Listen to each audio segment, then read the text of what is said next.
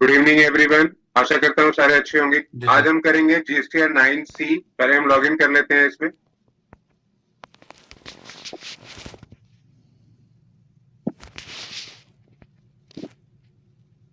4141 gigs।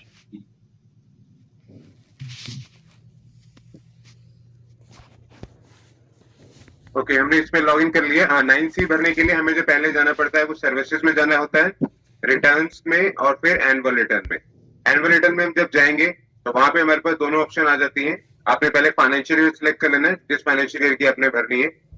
अगर आपने 24-25 की भरनी है तो 24-25 वहां पे सिलेक्ट कर लेंगे। 2024-25 या 23-24 की करनी है तो 23-24। इसको आप दोनों तरीके से भर सकते हैं। आप चाहे इसमें जेसन फाइल जो है वो भी अपलोड कर सकते हैं, और अदरवाइज अगर आपने ऑनलाइन भरनी है तो आप ऑनलाइन भी भर सकते हैं। इसका 9C जो है वो ऑनलाइन भरने में थोड़ी सी दिक्कत आती है, क्योंकि वहां पे सारी चीजें जो है वो उसके अंदर मतलब सारी चीजें बताने थोड़ी सी मुश्किल हो जाती है। तो मैं ये सजेस्ट करूंगा, अगर आप ऑफलाइन टूल में अगर आप बनाते हैं तो वहां पे वो जो चीजें हैं आपको कैलकुलेट करने में या फिर आपको चीजें समझने में वो थोड़ी आसानी हो जाएगी। ठीक है। 9C भरने के लिए आपके पास 9 को पहले भरना जरूरी है। जब आप 9 भरोगे तभी आप 9C के ऑप्शन को चूज कर सकते हैं। ये देखिए ऊपर हमारे पास ये मैसेज भी आ रहा है कि अगर आप 9 भर देंगे पहले तभी आप 9C भर सकते हैं, क्योंकि 9C का जो भी डाटा होगा वो 9 से रिलेटेड होता है। 9 में जो भी चीजें आपने दिखाई है उन चीजों का ही ब्रेकअप 9C के अंदर आता है। ठीक है। तो इसमें 9C तो वैसे कोई नहीं भरी, क्योंकि ये जो टर्नओवर है इसकी वो 5 करोड़ से कम है। ये 9C क्यों भरते हैं? 9C भरने की जो एलिजिबिलिटी है वो है कि आपकी टर्नओवर जो है वो 5 करोड़ से ऊपर की होनी चाहिए। ओके। ठीक है। 5 करोड़ से ऊपर होने के बाद आपका जीएसटी का ऑडिट वाला केस हो जाता है, तो आपको 9C भरना जरूरी है फिर। ठीक है। इसमें 9C, चलो ये देख लेते हैं। ये देखिए 9C के लिए जब आप क्लिक करेंगे तो ये बोलता है कि 9C जो है रिटर्न जो आपने ऑनलाइन भरनी है, तो वो ऑनलाइन भरने के लिए आपको यहाँ पे पहले जो है अपनी फाइल्स जो है वो अपलोड करनी पड़ेंगी, जेसन फाइल जिसको ऑफलाइन फाइल बोलते हैं। यहाँ पे अपने सारी चीजें लगा देनी है। बैलेंस शीट आपकी लग जाएगी, इसके अंदर प्रॉफिट एंड लॉस लग जाएगा आपका उस ईयर का। और अगर उसके अलावा कोई डॉक्यूमेंट्स हैं आपके, एनेक्चर्स हैं, अगर जैसे कोई डिटेल्स एनेक्चर्स हैं आपके साथ बैलेंस शीट और प्रॉफिट एंड लॉस के, तो वो भी यहाँ पे आपको लगाने होंगे। वो अपलोड करने के बाद यहाँ पे फिर आप 9C को भर सकते हैं। ठीक है। तो 9C अगर आपने ऑनलाइन भरनी है तो यहाँ पे एक ऑप्शन आ रही है, देखिए प्रीव्यू ड्राफ्ट 9C पीडीएफ। तो अभी इसके अंदर कोई भी डाटा नहीं आ रहा है। तो अगर हम यहाँ पे इस पे क्लिक करते हैं डाउनलोड जीएसटीआर 9C, तो ये जो 9C का डाटा आ रहा है, ये 9C का डाटा ऑटोमेटिकली सिस्टम से कंप्यूटेड आ रहा है। मतलब जो भी हमारे आपके सिस्टम में 9 जब भरी थी तो 9 में जो जो चीजें आपने दिखाई थी वो इसके अंदर आ रहा है। ठीक है। लेकिन ये फाइल वैलिड नहीं होती है।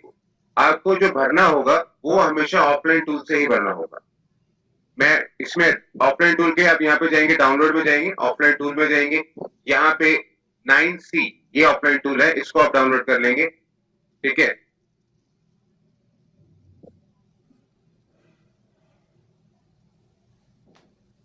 इसको हम डाउनलोड कर लेते हैं।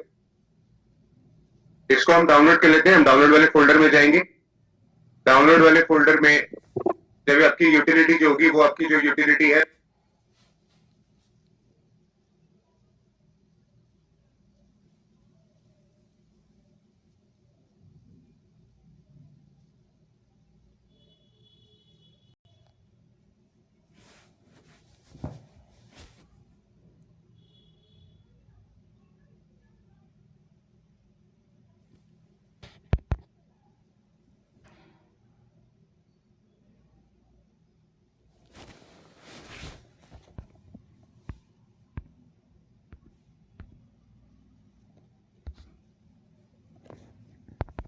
इसको आप डाउनलोड कर लेंगे। ठीक है।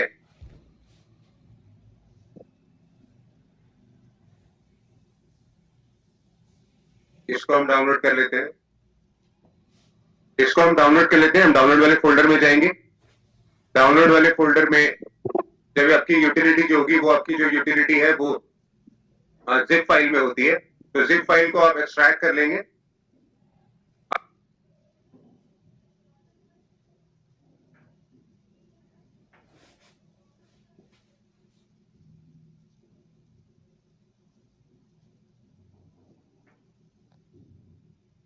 आपने पिन RR अगर कर रखा है तो उससे इजिली एक्सट्रैक्ट हो जाती है। आप इस फोल्डर के अंदर जब जाएंगे तो इस फोल्डर में 9C की ऑफलाइन यूटिलिटी जो है वो दिख जाएगी आपको।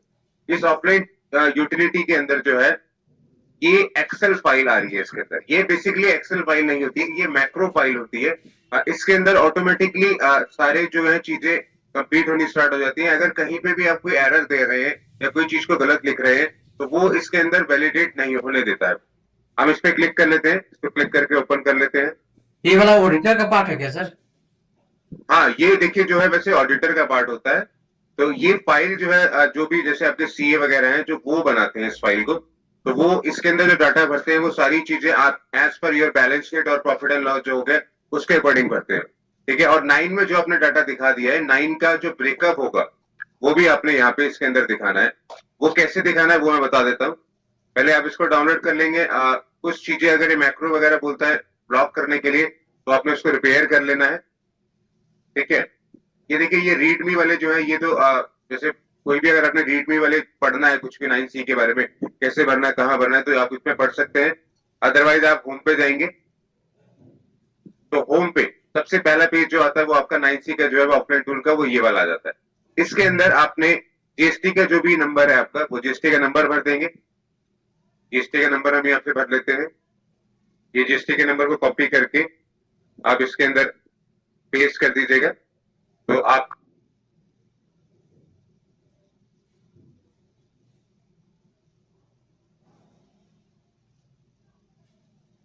जैसे आप इसके अंदर एंटर करेंगे तो आपकी चीजें जो है वो आगे चलने लग जाएंगी। फिर लीगल नेम जो है आपका, वो लीगल नेम आपको मैंने बताया था कि लीगल नेम जो होता है वो या आपके प्रोफाइल में जाके लॉगिन करने के बाद प्रोफाइल में जाके यहाँ पे वो लीगल नेम जो है वो आपको दिखाई देगा। तो लीगल नेम जो भी आपका आ रहा है बिजनेस का तो आपने वही लीगल नेम यहाँ पे दिखाना है। अदरवाइज आपकी जो यूटिलिटी है ये एक्सेप्ट नहीं करेगी उसको। फिर ट्रेड नेम है, वो ट्रेड नेम आपने बता देना है इसमें।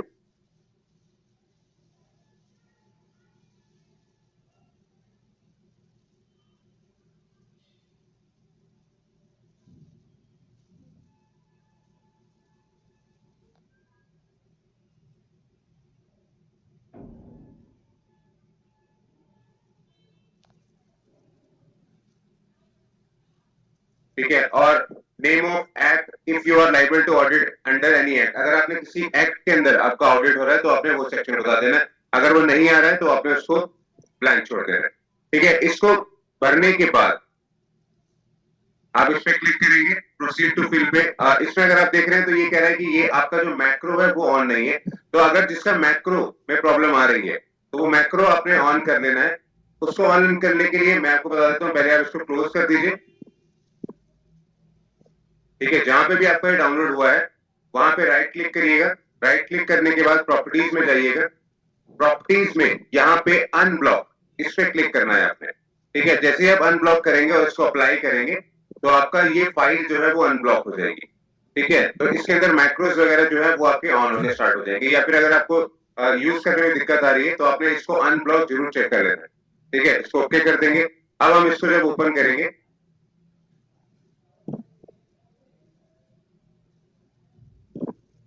तो यहाँ पे ये बोलेगा इनेबल करने के लिए, तो आपने इनेबल कर लेना है इसको। ये फाइल रन ही तभी होती है, ये जो ऑफलाइन यूटिलिटी है रन ही तभी होती है जब आप उसको अनब्लॉक करेंगे, आपके मैक्रोस जो है वो ऑन होंगे। ये नॉर्मल एक्सेल फाइल नहीं है जैसे कि आपको लग रहा होगा कि ये कॉलम दिख रहा है इसके अंदर तो हम कुछ भी भरते हैं, तो ये नॉर्मल एक्सेल फाइल नहीं है। ये बेसिकली ऑफलाइन फाइल होती है, ऑफलाइन यूटिलिटी फाइल है। इसमें हर डिटेल जो है वो वेरीफाई होती जाती है। ठीक है, तो पहले वो कह रहा है कि जीएसटी नंबर बताने के, जीएसटी नंबर हम कॉपी कर लेंगे। जीएसटी नंबर में जीएसटी नंबर में पेस्ट कर देंगे। उसके बाद है लीगल नेम। लीगल नेम मैंने आपको बताया था ये वाला है जो लीगल नेम, ये आप कॉपी कर लेंगे। ठीक है, उसके बाद है ट्रेड नेम। ट्रेड नेम आप यहाँ पे लिख देंगे। ठीक है, और फिर है प्रोसीड टू फिल डिटेल। आप जब इस पे क्लिक करेंगे तो देखिए ये ऑटोमेटिकली जो है आपको नेक्स्ट पेज पे ले जाएगा। ठीक है, तो ये नेक्स्ट पेज जो आता है यहाँ पे आपको ये चीज का ध्यान रखना है कि जब भी आप फिगर्स यहाँ पे भरते जा रहे हैं तो लास्ट में आपने वैलिडेट शीट जरूर करना है। ठीक है, जब भी आपने कोई भी चीज इसके अंदर भर रहे हैं अगर वो गलत भर रहे हैं तो वैलिडेट शीट करते साथ ही वो आपको बता देगा कि आपकी शीट जो है वो सही नहीं है, या फिर आपने फिगर जो भरी है वो मैच नहीं हो रही है, या फिर वो जो भी नंबर्स हैं वो शायद आपने गलत टाइप कर दिए, तो वो आपको वैलिडेट नहीं करने देगा उसके अंदर। तो आपने जो भी इसके अंदर भरना है उसको वैलिडेट जरूर करना है हर पार्ट को, तभी आपकी ऑफलाइन यूटिलिटी जो है ये पूरी प्रिपेयर हो पाएगी अपलोड होने के लिए। ठीक है, तो इसमें मैं आपको बता देता हूँ, पहला जो कॉलम है आपका पार्ट 2(5), इसके अंदर है रिकंसिलेशन ऑफ ग्रॉस टर्नओवर। ठीक है, रिकंसिलेशन ऑफ ग्रॉस टर्नओवर, जो भी आपने टर्नओवर दिखाई है उसकी रिकंसिलेशन आपने यहाँ पे बतानी है। यानी कि 9 के अंदर जो दिखा रखी है और बैलेंस शीट के अंदर दिखाने की वो तो आपकी मैच होनी चाहिए। तो अगर उसकी रिकंसिलेशन जो है वो आपको अलग से डिटेल्स कुछ बनानी पड़ेगी। तो डिटेल्स कैसे भरनी है इन कॉलम्स में बता देता हूं मैं। पहला जो कॉलम है वो है turnover including export as per audited financial statement. आपकी जो भी फाइनेंशियल स्टेटमेंट ऑडिटेड वाली है उसमें जो आपकी टर्नओवर आ रही है वही टर्नओवर आपने यहाँ पे लिखनी है। ठीक है, फॉर द स्टेट यूटी और multi GST number turnover has to be derived from the audited. जो भी मतलब सिंपल वे में कहूं तो आपकी ऑडिटेड बैलेंस शीट में जो भी आपकी टर्नओवर आ रही है वही टर्नओवर आपने यहाँ पे लिखनी है। ठीक है, उसके बाद है unbilled revenue at the beginning of the financial year. आपका कोई भी ऐसा रेवेन्यू जो आपने शुरू में नहीं, मतलब आपने बिल बनाए हैं या फिर कोई भी ऐसा जो जैसे आपका साल शुरू होता है वो आपने नहीं बनाए, तो वो वाले अनबिल्ड रेवेन्यू जो है वो आपने यहाँ पे बता देने। कोई बिल्स आपकी तरफ से रह गए, कुछ भी रह गए, तो वो आपने यहाँ बता देने। फिर है undisputed advance at the end of the financial year. आपका कोई भी एडवांस अनडिस्प्यूटेड वाला है, अगर आपका वो सेटल नहीं हुआ, जैसे कि हम लोग कुछ पेमेंट एडवांस पे कर देते हैं जीएसटी की, जैसे कि मैंने बताया था आपके पास अमाउंट आ जाती है ट्रांजेक्शन की, लेकिन आपने माल नहीं बनाया, सेल का बिल नहीं बनाया, तो आप क्या करते हैं कि उसमें जो भी है एडवांस जो है एक तरह से जीएसटी के अंदर भर देते हैं 3B के अंदर। तो अगर आपका वो सेटल नहीं हुआ है तो वो आपने यहाँ पे बता देना है। ठीक है, इसके बाद है डीम सप्लाई अंडर शेड्यूल 1। अगर आपको कोई भी ऐसी सप्लाई है जो आपको लगता है कि गवर्नमेंट से रिलेटेड है या फिर कोई भी नॉन प्रॉफिट ऑर्गेनाइजेशन से रिलेटेड है, तो वो आपको यहाँ पे बता देनी है। ठीक है, फिर है credit note issued after the end of the financial year but reflected in the annual return. ठीक है, आपने कोई भी ऐसे क्रेडिट नोट्स बनाए हैं जो कि आपने अपनी रिटर्न्स भरते वक्त तो यूज नहीं करे, लेकिन जब आप अपनी फाइनेंशियल ऑडिटेड फाइनेंशियल स्टेटमेंट बनाते हैं तब आपको ये बात पता चले कि आपने क्रेडिट नोट्स कुछ बनाए हैं। तो इसमें मैं कुछ फिगर भर देता हूँ। सिंपल वे में अगर मैं चलूं तो मैं यहाँ पे 1 लाख भर देता हूँ पहले में। ठीक है, तो 1 लाख में अगर कोई फिगर आपकी ऐसी है तो वो आपने यहाँ बता देनी है। अगर आपको लगता है कि कोई फिगर नहीं है तो आपने इसको ब्लैंक छोड़ देना है। ठीक है, उसके बाद है trade discount accounted for in the audited annual financial statement but are the permissible under GST. कोई भी आपने ऐसा डिस्काउंट दिया है अपने सेल के बिलों के ऊपर जो कि जीएसटी से रिलेटेड नहीं है, तो वो आपने यहाँ पे बता देना है। ठीक है, उसके बाद है turnover from April 2017 to June 2017। ये जो यूटिलिटी है बेसिकली, ये यूटिलिटी आपकी जो भी है वो फाइनेंशियल 2017 को गिन रही है, लेकिन जो आप नई यूटिलिटी जैसे डाउनलोड करेंगे, जो भी आप ईयर बताएंगे उसके अंदर, वो ईयर में ऑटोमेटिकली आगे आपका बढ़ जाएगा। हमने यहाँ पे जो भी भरा था, तो हमने यहाँ पे एक ईयर का कॉलम आता है, वो ईयर का कॉलम जो है वो हमने नहीं पे हमने भरा है, तो वो एक बार हम चेक कर लेते हैं।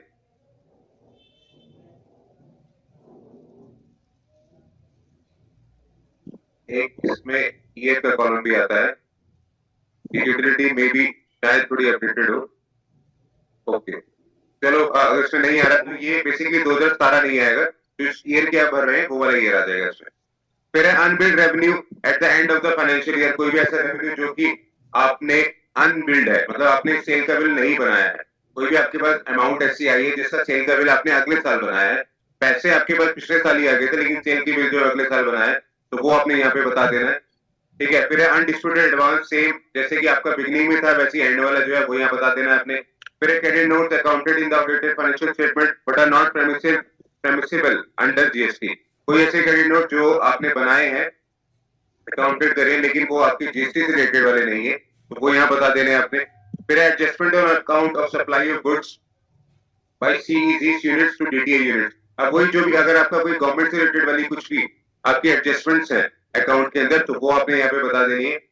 फिर है turnover for the period under composition scheme. अगर आपने कोई भी टर्नओवर ऐसी करी है जो कि कंपोजिशन स्कीम से रिलेटेड है, सपोज आपने 1,10,000 की सेल करी थी, तो 1 लाख रुपए तो आपके नॉर्मल टर्नओवर हो जाएगी और 10,000 की जो है वो आपकी जो है कंपोजिशन स्कीम जो है उसके अंदर आ जाएगा। ठीक है, तो लेकिन इसमें आपको ये चीज देखनी है कि अगर हम 10,000 यहाँ पे लिखते हैं तो ये हो जाएगा 90,000। ठीक है, तो जो भी फिगर आप यहाँ पे लिखेंगे ठीक है, वो फिगर आपकी ग्रॉस टर्नओवर जो बैलेंस शीट में है वो लिखनी है, और जो भी आप ब्रेकअप बताते जाएंगे वो ब्रेकअप आपका लेस होता चला जाएगा आपके टोटल सेल की वैल्यू से। ठीक है, तो ये चीजें जो है वो अपने ध्यान से भरनी है। इसके adjustment in turnover under section 15 और रूल्स देयर अंडर, कोई भी सेक्शन 15 के अगेंस्ट आपकी कोई एडजस्टमेंट हुई है, जो सीए ने करवाई है, फिर जो ऑडिटेड जब का जीएसटी का ऑडिट वाला केस था उसके अंदर अगर कुछ हुई है तो वो आपने यहाँ बता देनी है। फिर adjustment in turnover has to due to foreign exchange fluctuation, आपकी कोई भी एडजस्टमेंट, जैसे कि हम लोग एक्सपोर्ट वगैरह करते हैं तो एक्सपोर्ट में क्या होता है कि हम जो बिल बना के भेजते हैं लेकिन पेमेंट जो हमारे पास आती है वो कभी कभी ज्यादा आ जाती है, फिर कभी कभी कम आ जाती है। तो कोई भी पेमेंट ज्यादा या कम जो होती है वो आपके एक्सचेंज रेट से डिपेंड करती है। तो जब एक्सचेंज रेट में वो डिफरेंस आता है तो वो आप कभी कभी अपनी सेल के बिल में भी ऑडिट कर देते हैं, तो वो आपने यहाँ पे बता देना है। ठीक है, adjustment turnover due to reason not listed है, अगर कोई भी ऐसा रीजन जो कोई जिसकी वजह से आपने एडजस्टमेंट करी लेकिन ऊपर वाले जितने अमाउंट्स हैं उन जितने भी कॉलम्स हैं उससे रिलेटेड नहीं है तो वो आपने यहाँ बता देना। और सिंप्लीफाइड में अगर मैं कहूँ तो आपने सिर्फ ब्रेकअप बताना है, कोई भी ऐसा ब्रेकअप जो आपने लिया है टर्नओवर के अंदर आफ्टर जो भी है जीएसटी की एडजस्टमेंट करने के बाद, जीएसटी के ऑडिट होने के बाद, वो सारी चीजें जो है वो आपने यहाँ पे बताई। ठीक है, उसके बाद है turnover as declared in annual return GSTR 9। तो जीएसटीआर 9 में जो टर्नओवर आपकी आ रही है वो आपने यहाँ पे लिख देनी है। अगर आपने जीएसटीआर 9 में आपके ऑडिटेड बैलेंस शीट में 1 लाख रुपए है, जीएसटीआर 9 में आपने यहाँ पे 90,000 दिखाया अगर, ठीक है, तो ये जीरो हो जाएगा। ठीक है, तो ये आपका जीरो हो जाएगा। लेकिन अगर आपने वहां पे 1 लाख रुपए दिखाए हैं तो यहाँ पे 10,000 रुपए का जो है अनरिकंसाइल्ड टर्नओवर, यानी कि ये ऐसी टर्नओवर होगी जो आपने 10,000 रुपए की जो है अनरिकंसाइल्ड है, मतलब आपने रिकंसिलेशन नहीं करी, आपने बुक्स के अंदर नहीं लिया है, या फिर कोई भी ऐसी अमाउंट जो आपने ब्रेकअप में नहीं ऐड करी है। ठीक है, तो अगर आप जो भी फिगर भर रहे हैं तो इस फिगर आपकी जो है इसके साथ मैच होनी चाहिए। अगर आप कुछ भी छोड़ देते हैं तो ये 10,000 रुपए जो है आपको उसके ऊपर जीएसटी भरना पड़ सकता है, या फिर आपको कोई भी रेवेन्यू जो है उसको बताना पड़ सकता है कि किस चीज का रेवेन्यू एक्स्ट्रा आया आपके पास। ठीक है, ये करने के बाद आपके पास इधर ये वाले जो कॉलम है ये कॉलम भी है, ये है sheet validation error, portal validation error. ठीक है, तो अगर कोई भी आपका एरर आएगा तो वो एरर आपको यहाँ पे शो होने लग जाएगा। वो एरर आपको कैसे पता चलेगा, आपने वैलिडेट शीट करनी है, मैंने फिगर्स भर दिए, मैं वैलिडेट शीट कर रहा हूँ, तो ये देखिए शीट सक्सेसफुली वैलिडेटेड। ठीक है, तो ये आपकी शीट जो है वैलिडेट हो गई है। लेकिन अगर सपोज मैं कोई भी शीट यहाँ पे अगर कोई भी नंबर ऐसा लिख देता 50,000, कोई भी हम गलत अमाउंट अगर हम लिख देते तो यहाँ पे 60,000 आ गए, तो यहाँ पे 1 लाख रुपए और रजिस्टर 9 के अंदर, तो हम जब उसको वैलिडेट करेंगे तो ये वैलिडेट बोल रहा है, लेकिन आपका एरर भी जो है वो जनरेट होना स्टार्ट हो जाएगा।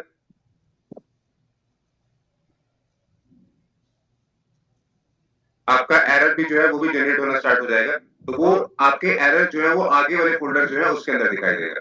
ठीक है, तो ये चीजें जो है आपने बिल्कुल थॉरली चेक करके सब कुछ ऑडिटेड करने के बाद तभी इन फिगर्स को आप भरेंगे, तभी उसको आगे बढ़ेंगे, तो वही आपका 9C जो है प्रॉपर्ली फाइल हो पाएगी।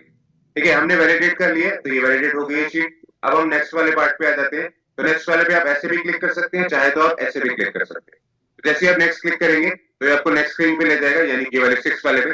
तो यहाँ पे अब आप देखिए कि यहाँ पे जो भी आपको अनरिकंसाइल्ड जो बैलेंस आपका आ रहा था उसका डिफरेंस जो आया है आपका, उसका रीजन यहाँ पे आपको देना है कि वो जो 10,000 रुपए का आपका डिफरेंस आ रहा था, मैं पीछे दिखा देता हूँ, ये 10,000 रुपए का जो डिफरेंस आ रहा है वो 10,000 रुपए का डिफरेंस तो आपने दिखा दिया है, लेकिन आपको ये रीजन भी यहाँ बताना है उसका, ये 10,000 का जो डिफरेंस आया है वो किस रीजन की वजह से आया है। आप ये कह रहे हैं कि वो कंपोजिशन स्कीम का था तो आपने बिल नहीं काटे, या फिर आपने उसको अकाउंट फॉर नहीं करा, या फिर आपने रिटर्न में नहीं दिखाया, या फिर आपकी रिटर्न मिसमैच है, तो कोई भी आपका ऐसा रीजन है तो वो आपने यहाँ पे बता देना है। तो मैं यहाँ पे लिख देता हूँ कुछ भी, अभी मैं सिर्फ आगे बढ़ने के लिए अदर लिख देता हूँ। ठीक है, अगर आप रीजन नहीं बताएंगे तो ये आपको आगे नहीं बढ़ने देगा।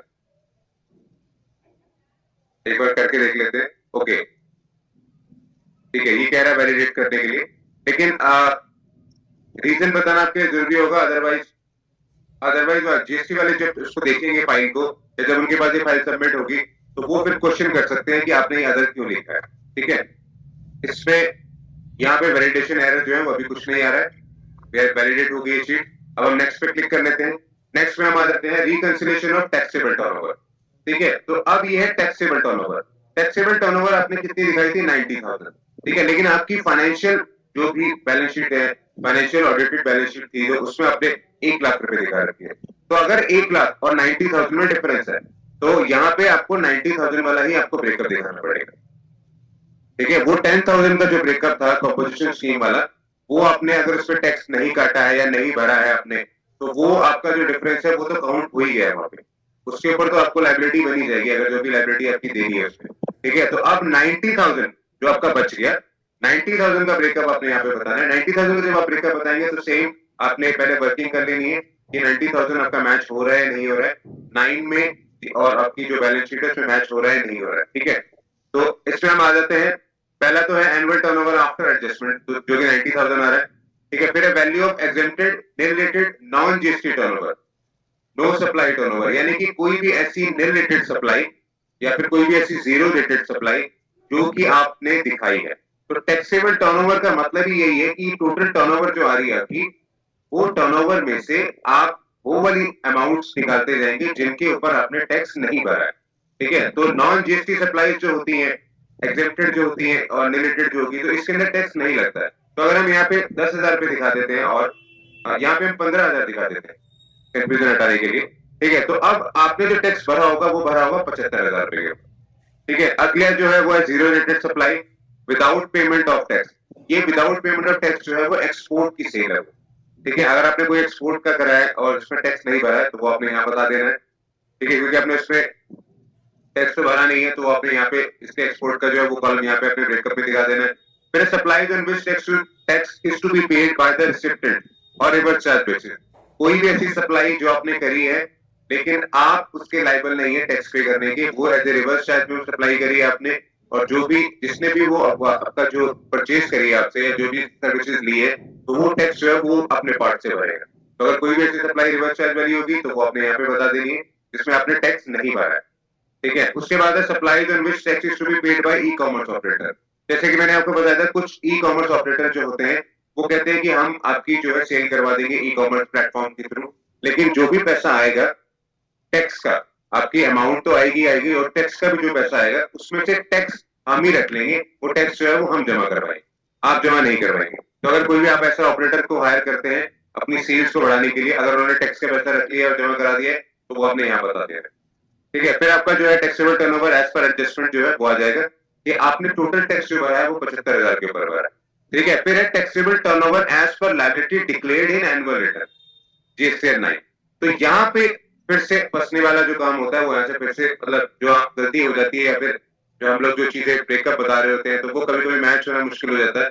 तो अगर आपने टैक्सेबल टर्नओवर अपनी जो दिखाई है 9 के अंदर वो ज्यादा दिखाई है या फिर कम दिखाई है, तो आपका फिर से यहाँ पे डिफरेंस निकल आएगा, ठीक है। अगर आप 75,000 ही उसमें दिखा रहे हैं फिर तो जीरो हो जाएगा, तब तो कोई प्रॉब्लम नहीं, आप आगे बढ़ सकते हैं। लेकिन अगर आप यहाँ पे 9 के अंदर जो आपने 9 भरी है उसके अंदर आपने 70,000 दिखाया अगर, ठीक है, तो आपका 5,000 का जो है डिफरेंस फिर निकल आएगा, ठीक है। वो है अनरिकंसाइल्ड टैक्सेबल टर्नओवर, ठीक है। तो यानी कि ये वाली वो टर्नओवर है जो कि आपने 9 में नहीं दिखाई है, ठीक है। तो 9 में अगर आपने नहीं दिखाई है और 9C में आप फंस रहे हैं तो इसके ऊपर आपको फिर टैक्स भी देना पड़ सकता है, ठीक है। इसको हम वैलिडेट कर देंगे, ये देखिए वैलिडेट हो गया। उसके बाद नेक्स्ट पे क्लिक करेंगे, नेक्स्ट में यहाँ पे रीजन आ जाएगा आपका, जो भी आपका अनरिकंसाइल्ड था उसका रीजन आपने यहाँ पे बता देना है कि आपने उसके ऊपर टैक्स क्यों नहीं भरा, या फिर आपने कोई गलती तो नहीं करती, या आपने मे भी शायद वो सेल जो है एक्सपोर्ट की हो आपने नहीं मेंशन करी, या फिर आपने रिलेटेड वाली करी हो, या फिर आपने कोई अनरजिस्टर्ड वाला जो है उसके ऊपर करी है,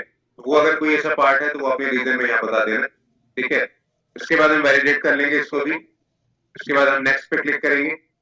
नेक्स्ट पे ये जो पार्ट है ये थोड़ा सा और डिफिकल्ट हो जाएगा, यहाँ पे है रिकंसिलिएशन ऑफ टैक्स पेड, ठीक है। रिकंसिलिएशन ऑफ टैक्स पेड का मतलब ये होगा कि जो भी टैक्स आपने भरा है अपनी सेल के ऊपर, तो वो टैक्स आपने किस किस रेट में भरा है वो भी बताना है आपको, और सीजीएसटी उसमें कितना था, एचजीएसटी कितना था, आईजीएसटी कितना था, तो वो भी आपको इसके अंदर बताना है, ठीक है। तो इसमें आपको अलग से एक वर्किंग करनी पड़ेगी। देखिए जब हम 9 भर रहे होते हैं तो 9 में हमसे उसने इतना पूछता है कि सेल के ऊपर आपने टोटल सीजीएसटी या फिर टोटल एचजीएसटी या फिर टोटल आईजीएसटी से वो पूछता है कि कितना जमा करवाया, ठीक है। वो ब्रेकअप नहीं पूछता उसमें, कि हाँ उसमें 5% कितना था, 18% कितना था, 12% कितना था, वो ये चीजें नहीं पूछता है।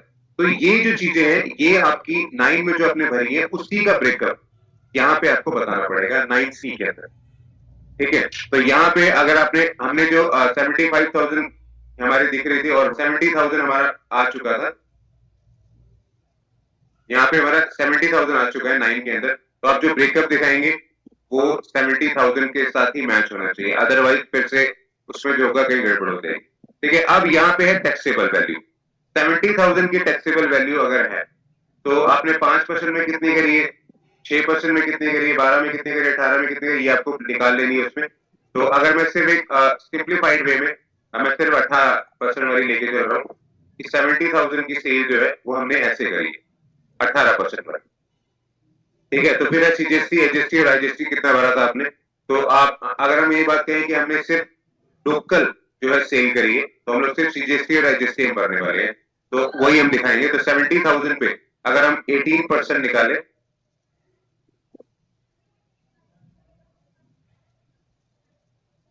तो हो जाता है 12,600। तो यानी कि ये टोटल टैक्स हो गया, और अगर हम इसको 2 से डिवाइड कर लेते हैं तो 6,300 रुपए आपने सीजीएसटी भरा है और 6,300 रुपए आपने एचजीएसटी भरा है।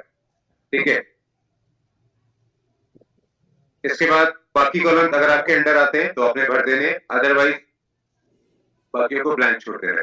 यहाँ पे रिवर्स चार्ज वाले जो है कॉलम्स वो भी आ रहे हैं। अगर आपने कोई रिवर्स चार्ज भी भरा है तो वो रिवर्स चार्ज भी अलग से यहाँ पे आपने मेंशन करना है उसकी टैक्सेबल वैल्यू के साथ।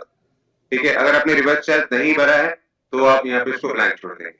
फिर है supplies on which e commerce operator is required to pay tax as per section 9(5). अगर कोई भी ऐसी सप्लाई जो कि ई कॉमर्स में भरनी थी और टैक्स आपने यहाँ पे बता देना है कि वो टैक्स जो है वो ई कॉमर्स वाला भरेगा, वो टैक्स आपने यहाँ पे बता देना है। फिर है इंटरेस्ट, अगर आपने कोई इंटरेस्ट पे करा है तो इंटरेस्ट आपने बता देना है, आपने लेट फीस पे करी है, पेनल्टी करी है, अदर्स करा है, तो वो आपने इन कॉलम्स के अंदर बता देना। ठीक है, ये कॉलम जो है बेसिकली इंटरेस्ट जो होगा आपका, जो भी टोटल इंटरेस्ट आपने 9 में दिखाया है, ठीक है, या फिर किसी भी मंथ में आपने इंटरेस्ट पे करा है, तो वो इंटरेस्ट जो है वो आपका सेम उसी के साथ मैच होना चाहिए। अगर वो मैच नहीं हुआ तो फिर से उसमें एक डिस्प्यूट पड़ जाएगा। तो 9C जब आप सबमिट कर देंगे तो 9C में फिर मे भी शायद आपको वो जवाब देना पड़ जाए कि आपने वो गलती क्यों करी है। ठीक है, तो ये इसीलिए जो है ये इसको सीए ही भरते हैं, डबल चेक करके कि हाँ सब कुछ पार्ट इसमें सही है या नहीं है। ठीक है, तो यहाँ पे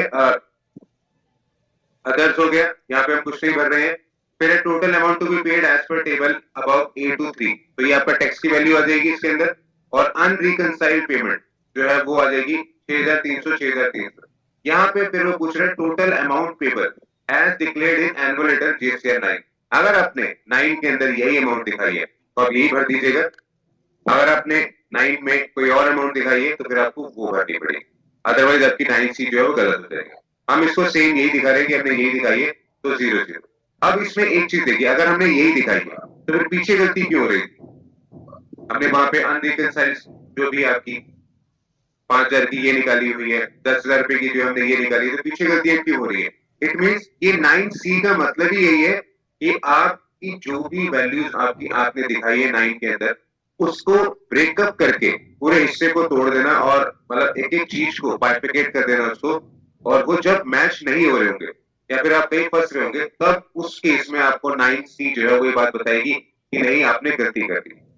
ठीक है, तो आपको टैक्स भरना पड़ सकता है। तो 9C इसलिए थोड़ी सी डिफिकल्ट होती है। अब यहाँ पे हम इसको वैलिडेट कर देते हैं। वैलिडेट में देखिए there are validation error in the sheet, correct them to proceed. ये कह रहे हैं कि यहाँ पे एक एरर आ गया। अगर आपको वो एरर चेक करना है तो आप एरर जो है वो यहाँ पे चेक कर सकते हैं। ये देखिए इस शीट का जो एरर आ रहा है वो यहाँ पे आ रहा है। ठीक है, ये कह रहा है एरर के अंदर की mandatory field can not be left blank. ठीक है, तो ये ब्लैंक नहीं रह सकती। अगर हमने यहाँ पे 6,300 दिखा दिया, 6,300 दिखा दिया, लेकिन यहाँ पे ब्लैंक छोड़ दिया, तो हम यहाँ पे 0 भरेंगे जब, 0 भरेंगे जब, तो ये हमने अपडेट कर दिया। अब हम इसको फिर से करेंगे वैलिडेट शीट। तो ये देखिए ये शीट आपकी सक्सेसफुली वैलिडेटेड हो गई। ठीक है, तो ये आपका जो है शीट फिर आपको आगे बढ़ने दे देंगे। मतलब कहने का मतलब ये कि जब तक सारे टैब्स आपकी वैलिडेट नहीं होंगी तब तक आप इसको 9C ऑफलाइन टूल को सबमिट नहीं कर सकते। ठीक है, इसमें मैं एक चीज और बता देता हूँ। अगर सपोज हमने एक गलती और कर देते हैं हम लोग, चलो हमने 18% में 70,000 के अकॉर्डिंग 6,300 दिखाया है, तो मैं यहाँ पे 6,200 कर देता हूँ और फिर चेक करते हैं क्या ये आगे बढ़ेगा। ओके, ये बढ़ गया आगे, लेकिन ये 100 रुपए का डिफरेंस जो है ये आपको फिर भरना पड़ सकता है टैक्स। ठीक है, तो जो भी आप फिगर दिखाएंगे वो आपने बिल्कुल लास्ट में आपका जो है वो 0 होना चाहिए। अगर वो 0 नहीं हो पा रहा है तो इट मीन आपने कोई कॉलम छोड़ दिया। तो वैलिडेट कर देते हैं इसको। फिर आता है नेक्स्ट। यहाँ पे हमारा कोई भी रीजन नहीं था, कोई भी हमारा डिफरेंस नहीं आया, तो देखिए इसलिए रीजन जो है आपका कोई भी वैलिड जो आपके कॉलम के अकॉर्डिंग नहीं आ रहा है। ठीक है, अगर आप चेक करें यहाँ पे हमारा 0 हो गया था, अनरिकंसाइल्ड पेमेंट 0 है, तो इसलिए यहाँ पे जो है आपको कोई भी रीजन बताने की जरूरत नहीं है। ठीक है, और अगर हम प्रीवियस में जाए, अगर हम इसमें जाए तो देखिए रीजन नंबर 1 यहाँ पे आ रहा है क्योंकि हमने इससे पहले यहाँ पे कुछ बैलेंस छोड़ा था। तो जिसमें भी आपका रीजन नंबर 1 आ रहा है तो वहां पे तो आपको रीजन डालना ही डालना है। ठीक है, लेकिन अगर जहां पे रीजन की कंडीशन नहीं आ रही है तो वहां पे आपने उसको ब्लैंक छोड़ देना। ठीक है, इसको वैलिडेट कर देंगे। फिर हम नेक्स्ट पार्ट पे जाएंगे। नेक्स्ट पार्ट जो है वो रिकंसिलेशन ऑफ टैक्स पेड फिर से आ गया है, लेकिन इसमें थोड़ा सा फर्क है।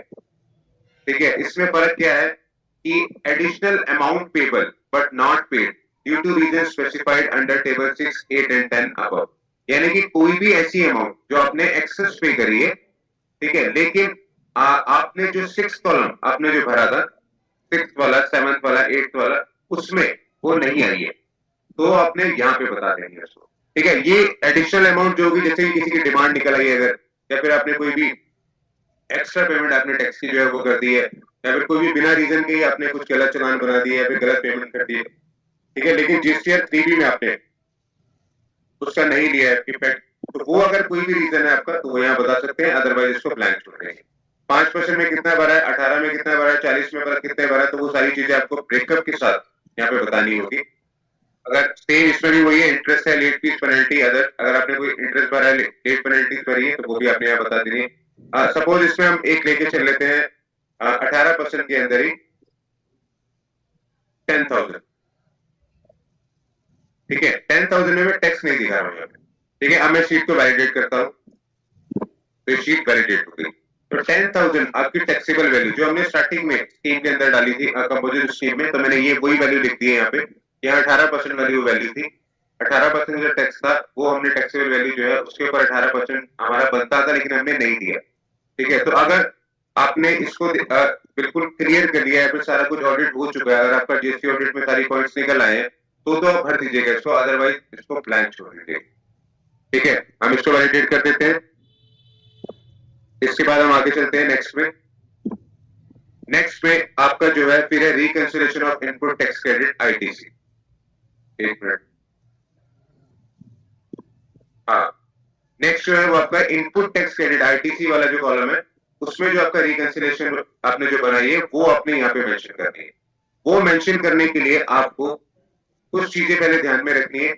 पहला जो है ITC availed as per audited financial statement, और आपके जो भी ऑडिटेड फाइनेंशियल स्टेटमेंट में आईटीसी जो आपने लिया है वो आईटीसी की वैल्यू जो है वो आपने यहाँ पे दिखानी है। अगर आपकी बैलेंस शीट के साथ यहाँ पे जो वैल्यूज आप दिखा रहे हो वो मैच नहीं होगी तो 9 आपकी सी जो है वो गलत हो जाएगी। आपके ऊपर जो भी है डिस्प्यूट का केस आ सकता है या फिर कुछ भी इंक्वायरी का केस आ सकता है, तो वो उसमें आपने जो चीज दिखानी है बैलेंस शीट अपलोड उसके साथ में करनी ही पड़ती है, तो आपने वो बिल्कुल एग्जैक्ट वही दिखाना है।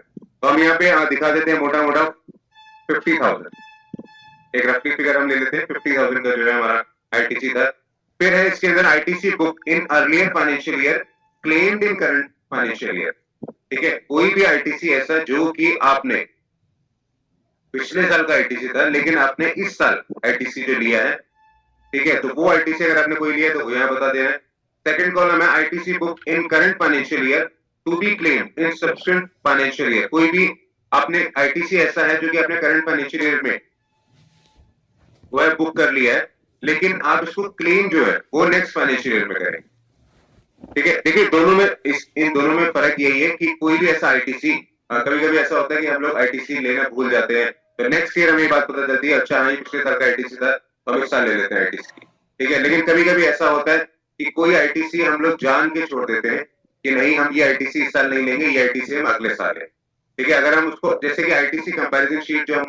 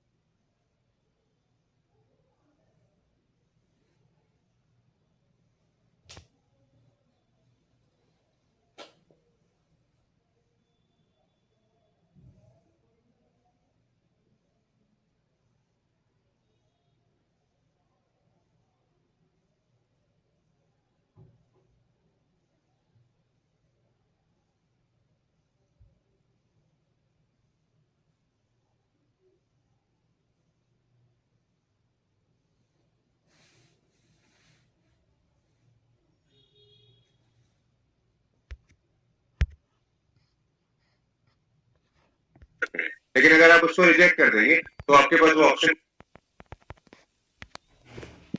एक रफली फिगर हम ले लेते हैं, 50,000 का जो है हमारा आईटीसी था। फिर है इसके अंदर आईटीसी बुक इन अर्लियर, पहला जो है डाली थी कंपोजिट स्कीम में, तो मैंने ये वही वैल्यू लिख दी। एक्स्ट्रा पेमेंट आपने टैक्स की जो है वो कर दी है, या फिर कोई भी बिना रीजन के ही आपने कुछ गलत चालान बना दिया या फिर गलत पेमेंट कर दी, ठीक है। लेकिन जीएसटीआर 3B में आपने उसका नहीं लिया है इफेक्ट, तो वो अगर कोई भी रीजन है आपका तो वो यहाँ बता सकते हैं, अदरवाइज इसको ब्लैंक छोड़ देंगे। 5% में कितना भरा है, 18 में कितना भरा है, 40 में कितने भरा है, तो वो सारी चीजें आपको ब्रेकअप के साथ यहाँ पे बतानी होगी। अगर सेम इसमें भी वही है, इंटरेस्ट है, लेट फीस पेनल्टी अदर, अगर आपने कोई इंटरेस्ट भरा है, लेट पेनल्टी भरी है, तो वो भी आपने यहाँ बता देनी है। सपोज इसमें हम एक लेके चल लेते हैं 18% के अंदर ही 10,000, ठीक है। 10,000 में मैं टैक्स नहीं दिखा रहा हूँ यहाँ पे, ठीक है। अब मैं शीट को वैलिडेट करता हूँ, तो शीट वैलिडेट हो गई। तो 10,000 आपकी टैक्सेबल वैल्यू जो हमने स्टार्टिंग में स्कीम के अंदर डाली थी कंपोजिट स्कीम में, तो मैंने ये वही वैल्यू लिख दी है यहाँ पे। यहाँ 18% वाली वैल्यू थी, 18% जो टैक्स था वो हमने टैक्सेबल वैल्यू जो है उसके ऊपर 18% हमारा बनता था, लेकिन हमने नहीं दिया, ठीक है। तो अगर आपने इसको बिल्कुल क्लियर कर दिया है, फिर सारा कुछ ऑडिट हो चुका है, अगर आपका जीएसटी ऑडिट में सारी पॉइंट्स निकल आए हैं, तो आप भर दीजिएगा इसको, अदरवाइज इसको ब्लैंक छोड़ दीजिएगा, ठीक है। हम इसको वैलिडेट कर देते हैं। इसके बाद हम आगे चलते हैं नेक्स्ट में। नेक्स्ट में आपका जो है फिर है reconsideration of input tax credit ITC. एक मिनट, हाँ, नेक्स्ट जो है वो आपका इनपुट टैक्स क्रेडिट आईटीसी वाला जो कॉलम है, उसमें जो आपका रिकंसिडरेशन आपने जो बनाई है वो आपने यहाँ पे मेंशन करनी है। वो मेंशन करने के लिए आपको कुछ चीजें पहले ध्यान में रखनी है। पहला जो है ITC availed as per audited financial statement, और आपके जो भी ऑडिटेड फाइनेंशियल स्टेटमेंट में आईटीसी जो आपने लिया है वो आईटीसी की वैल्यू जो है वो आपने यहाँ पे दिखानी है। अगर आपकी बैलेंस शीट के साथ यहाँ पे जो वैल्यूज आप दिखा रहे हैं वो मैच नहीं होगी, तो 9 आपकी सी जो है वो गलत हो जाएगी। आपके ऊपर जो भी है डिस्प्यूट का केस आ सकता है, या फिर कुछ भी इंक्वायरी का केस आ सकता है, तो वो उसमें आपने जो चीज दिखानी है बैलेंस शीट अपलोड उसके साथ में करनी ही पड़ती है, तो आपने वो बिल्कुल एग्जैक्ट वही दिखाना है। तो हम यहाँ पे दिखा देते हैं मोटा मोटा 50,000, एक रफली फिगर हम ले लेते हैं, 50,000 का जो है हमारा आईटीसी था। फिर है इसके अंदर ITC book in earlier financial year claimed in current financial year, ठीक है। कोई भी आईटीसी ऐसा जो कि आपने पिछले साल का आईटीसी था लेकिन आपने इस साल आईटीसी जो लिया है, ठीक है, तो वो आईटीसी अगर आपने कोई लिया तो वो यहाँ बता दे रहे हैं।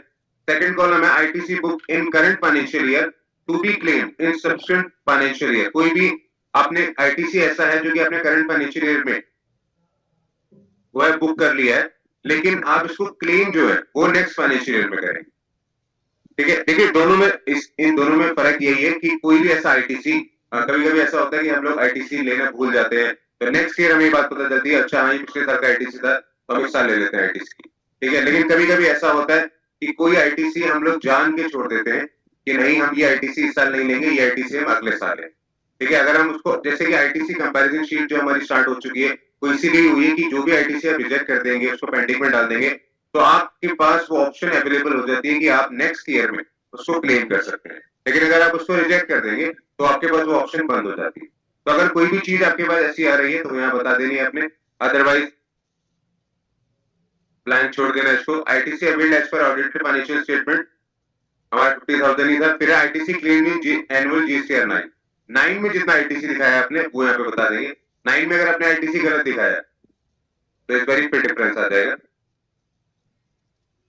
ठीक है, वो आ गया 10,000। ओके, हम यहाँ 45 कर देते हैं कंफ्यूजन हटाने के लिए, 46, ठीक है। इसको हम वैलिडेट कर देंगे, ये शीट वैलिडेट होगी। नेक्स्ट पे आएंगे, रीजन आप बता देंगे यहाँ पे कि वो आपने आईटीसी जो है 9 के अंदर कम क्यों दिखाया था, और आपका जो है ऑडिटेड बैलेंस शीट में जो है वो ज्यादा क्यों दिखाया है, ठीक है। उसके बाद फिर नेक्स्ट पे क्लिक कर लेंगे। नेक्स्ट में अब यहाँ पे फिर से वही आ गया है, reconsideration of input tax credit ITC. आपका जो भी रिकंसिडरेशन आपका आईटीसी का है वो आपने यहाँ पे बताना है। वो आईटीसी जो भी आपने बताना है, इसके अंदर अब थोड़ा सा कॉम्प्लिकेट ये इसलिए हो जाता है कि जो आईटीसी हमें मिलता है कभी कभी परचेज के अगेंस्ट मिलता है, कभी कभी आईटीसी जो होता है वो किसी ट्रेड के अगेंस्ट मिलेगा, या फिर किसी एसेट्स के अगेंस्ट मिलता है, या फिर खर्चे के अगेंस्ट मिलेगा। तो वो कोई भी आईटीसी अगर आपका ऐसा आ रहा है तो आपने उसका पूरा ब्रेकअप बताना है यहाँ पे। अगर आपके पास 50,000 आईटीसी था जो 50,000 आईटीसी आपके पास आ रहा है, तो 50,000 आईटीसी आया कैसे कैसे है, उसकी आपने हेड वाइज फिगर जो है वो बतानी है, नॉट लाइक जैसे कि आप 18% कितना है, 12% कितना है, 28% कितना है, तो वो ऐसे नहीं बताना है, लेकिन टोटल आईटीसी का आपने ब्रेकअप बताना है। तो ब्रेकअप आपका 3 हिस्से में हो जाएगा, जैसे कि नॉर्मली फर्स्ट वाला जो होता है वो परचेज होता है, सेकंड वाला जो हो गया वो एक्सपेंसेस वाला हो गया, ठीक है, और थर्ड जो हो गया आपका एसेट्स में अगर आप कुछ खरीदते हैं तो वो हो जाता है, ठीक है। तो वो सारी चीजों का जो भी हेड है वो आपने ब्रेकअप यहाँ पे बताना है। अब हमारे पास 45,000 या 50,000 अगर हमारा आ रहा है, तो हम कहते हैं कि 30,000 जो है वो हमने वैल्यू 30,000, ये बेसिकली वैल्यू है जो भी टैक्सेबल वैल्यू होती है, ठीक है। तो 30,000 हम यहाँ पे ये कह रहे हैं कि 30,000 आईटीसी जो है वो तो हमने यहाँ पे ये वाला लिया है, अमाउंट ऑफ टोटल आईटीसी, ठीक है। और यहाँ पे जो टैक्सेबल वैल्यू आएगी 30,000 के ऊपर हम निकाल लेते हैं, कुछ भी हम लिख देते हैं, सपोज 1,30,00,000, ठीक है। तो अगर आपका amount of eligible ITC availed इसके अंदर है, मतलब आपने सारा आईटीसी जो आपने दिखाया है वही सारा अवेल करा है, तो वो आपने यहाँ पे बता देना। अगर आपने वो नहीं बताया तो फिर आपका जो शीट है वैलिडेट नहीं करने देगा, ठीक है। इसके बाद एक्सपेंसेस में आ जाते हैं। देखिए एक्सपेंसेस में कौन कौन से आ रहे हैं, फ्रेट आ गया, अगर फ्रेट के अगेंस्ट आपने कुछ लिया है आईटीसी तो वो बता देंगे। पावर फ्यूल कोस्ट, अगर कोई भी डीजल हो गया जैसे ये फ्यूल कोस्ट वाला कुछ है तो वो आप यहाँ पे बता देना। Imported goods including receive from SCG, अगर कोई भी इंपोर्ट ऑफ गुड्स के ड्यूटीज के अगेंस्ट आपको मिला आईटीसी तो वो यहाँ पे बता देना आपने। रेंट एंड इंश्योरेंस, इंश्योरेंस वाला है तो वो बता देना है आपने। फिर गुड्स लॉस्ट स्टोलन डिस्ट्रॉयड, या फिर कोई भी ऐसे गुड्स जो कि आपका चोरी हो गए हैं या फिर खराब हो गए हैं या फिर कोई भी डिस्ट्रॉय हो गए हैं, और रिटर्न ऑफ और dispose by the way of gift और फ्री सैंपल, आपने मगर वो जो है वो फ्री सैंपल में किसी लोगों को दिए हैं, या फिर कुछ भी ऐसी चीजें जो है गुड्स जो है वो अपने मतलब जिनके ऊपर आईटीसी आपने क्लेम करा है लेकिन आपने ऐसे फ्री सैंपल दिए लोगों को, या वो डिस्ट्रॉय हो गए या फिर वो जल गए या फिर खराब हो गए, तो अगर कोई ऐसी आइटम है तो वो आपने यहाँ पे टैक्सेबल वैल्यू बता देनी है और उसका टैक्स आपसे अगेंस्ट आईटीसी जो है वो बता देना है। फिर है रॉयल्टीज, अगर कोई रॉयल्टीज के अंदर आता है तो रॉयल्टीज वाली चीजें बता देनी है। Employer cost, salary, wages, bonus, अगर कोई वेजेस और बोनस के अगेंस्ट आपको आईटीसी मिला है, वैसे ये मिलता नहीं है, वेजेस बोनस वगैरह में आईटीसी नहीं मिलता है, तो ये कॉलम जो है वैलिड नहीं है, मेरे हिसाब से तो ये वैलिड नहीं है। अगर कोई ऐसा मिला है, अगर कोई भी ऐसा पार्ट सर्विस वाला तो वो आपने यहाँ बता देना। फिर कन्वेंस हो गया, बैंक चार्जेस हो गया, entertainment expenses, repair, maintenance, capital goods, जो लास्ट में जो आपका कैपिटल गुड्स आता है वो मे बी यहाँ पे आपका जो है आईटीसी जो होता है वो उसके अंदर आ सकता है। तो यहाँ पे हमारा आईटीसी था सपोज 10,000 रुपए का, ठीक है। तो 10,000 रुपए पे हम लोग एक रफली फिगर ले लेते हैं 60,000 की, ठीक है। कैपिटल गुड्स तो है ही है हमारा, परचेजेस है हमारे, ठीक है, और एनी अदर एक्सपेंसेस, कोई भी एनी अदर एक्सपेंसेस है तो वो आपने यहाँ बता देने, जिनके अगेंस्ट आपको आईटीसी मिला है। अगर नहीं लिया है तो आप उसको ब्लैंक छोड़ दीजिएगा, ठीक है। इसको हम जब चेक करेंगे तो वो बोलेगा कि आईटीसी क्लेम्ड इन एनुअल रिटर्न जीएसटी 9, क्या 9 में भी आपने इतना ही लिया था? जी हाँ, 9 में भी हमने इतना ही लिया था। तो 9 में अगर आप चेक करें, आपने 9 में 45,000 लिया है, ठीक है, लेकिन यहाँ पे 30,000 की वैल्यू आ रही है, तो अगर 45,000 यहाँ पे लिखेंगे तो फिर से आपका डिफरेंस निकल आएगा, लेकिन एक्चुअली में डिफरेंस नहीं है, ठीक है। तो आपने जो चेक करना है वो कैसे कर लेना है, वैलिडेट शीट करेंगे, ये सक्सेसफुली बोल रहा है, लेकिन एक्चुअली में वो डिफरेंस नहीं है। आपका जो 10,000 रुपए है वो यहाँ पे आए, ठीक है। तो आपका जो रह जाएगा वो रह जाएगा 5,000 रुपए का, ठीक है। 30,000 आपने यहाँ ले लिए, 10,000 आपने यहाँ पे ले लिए, 5,000 रुपए का जो भी है आपका, कहीं हम और दिखा देते हैं, सपोज यहाँ दिखा देते हैं,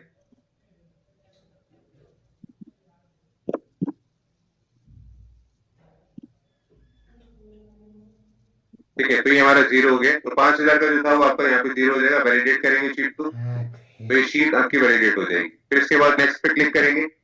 रीजन अगर आपका आ रहा है तो आपने बता देना, अगर रीजन नहीं आ रहा है तो आपने रहने देना है, ठीक है। तो वैलिडेट कर देते हैं। फिर नेक्स्ट पे जाएंगे, फिर है reconciliation of input tax credit. अब इनपुट टैक्स क्रेडिट जो भी आपका आ रहा है उसकी भी रिकंसिलेशन आपको अलग से देनी पड़ेगी टैक्स वाइज, कि सीजीएसटी में कितना है, जीएसटी में कितना है, आईजीएसटी के अंदर कितना है, पेनल्टी कितनी बनी लगी है उस पर, इंटरेस्ट कितना लगा है, ठीक है। अगर आप उसको नहीं बताएंगे तो आपका जो भी है फिर से एक बार इनपुट वाला केस जो है वो सिक्योरिटी के अंदर आ सकता है, जीएसटी वाले जो है ऑडिट के अंदर आ सकते हैं आपका। तो ये चीजें जो आपने भरनी है वो बिल्कुल एग्जैक्ट, बिल्कुल मैच होने के साथ साथ ही सब कुछ डबल चेक करने के बाद ही भरनी है, अदरवाइज अगर हम ब्लैंक छोड़ेंगे तो वो गलत हो जाएगा। ठीक है, तो यहाँ पे मैं कुछ भी लिख देता हूँ। हमने सिर्फ जीएसटी रजिस्ट्री भरा था और टोटल जो हमने भरा था वो 45,000 50,000 भरा, तो हम कह रहे हैं 25,000 हमारा जो है जीएसटी है, 25,000 जो है वो हमारा एसजीएसटी है। ठीक है, हम इसको वैलिडेट कर देते हैं, फिर नेक्स्ट पे जाएंगे। नेक्स्ट में ये कह रहा है additional liability due to non reconciliation. आपकी कोई भी ऐसी लायबिलिटी कि जो आपने रिकंसिलेशन नहीं करी थी जिसकी वजह से आपकी लायबिलिटी निकली है, तो वो चीजें जो है वो आपको यहाँ पे बतानी है। कोई भी जैसे हम लोग जब जीएसटी का ऑडिट करवाते हैं तो हमारी बुक्स वगैरह फाइनल हो जाती है जब, तो बुक्स वगैरह फाइनल होने के बाद हमें जीएसटी का जब ऑडिट होता है तो उसमें बात पता चलती है कि नहीं, हमने कोई भी ऐसा टैक्स जो है वो ज्यादा ले लिया है या फिर कोई भी टैक्स जो है हमने कम ले लिया है, तो वो अगर उसके अगेंस्ट कोई भी लायबिलिटी निकलती है आपकी इनपुट क्रेडिट के अंदर, तो वो लायबिलिटी जब आपको पे करनी पड़ेगी तो वो आपने अगर पे करी है तो वो यहाँ पे आपने बता देनी है, अगर आपने नहीं पे करी तो उसको ब्लैंक छोड़ देना। ठीक है, इसमें जब आपने पे करी है 5% में कितने करी उसके अकॉर्डिंग ब्रेकअप तो जाएगा ही, और सीजीएसटी कितना भरा है, एचजीएसटी कितना भरा है, आईजीएसटी कितना भरा है, वो भी आपको बताना पड़ेगा। ठीक है,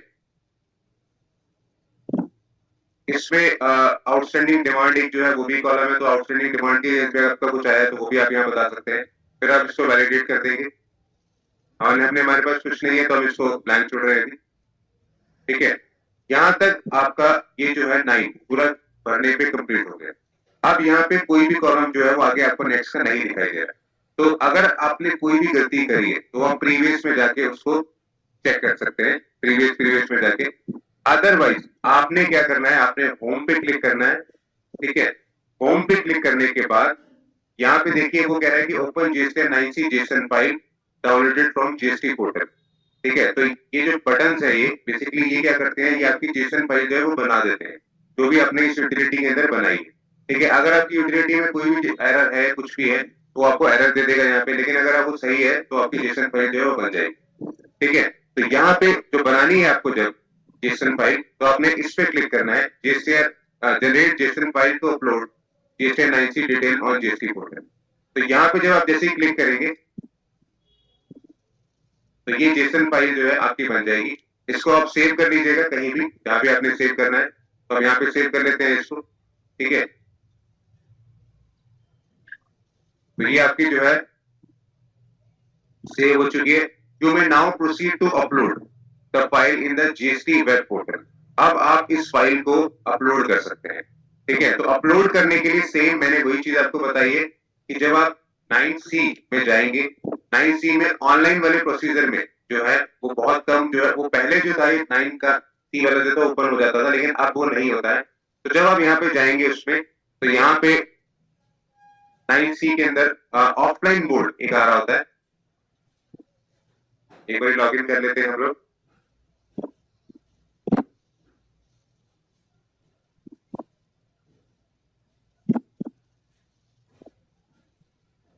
रिटर्न्स में जाएंगे, एनुअल रिटर्न में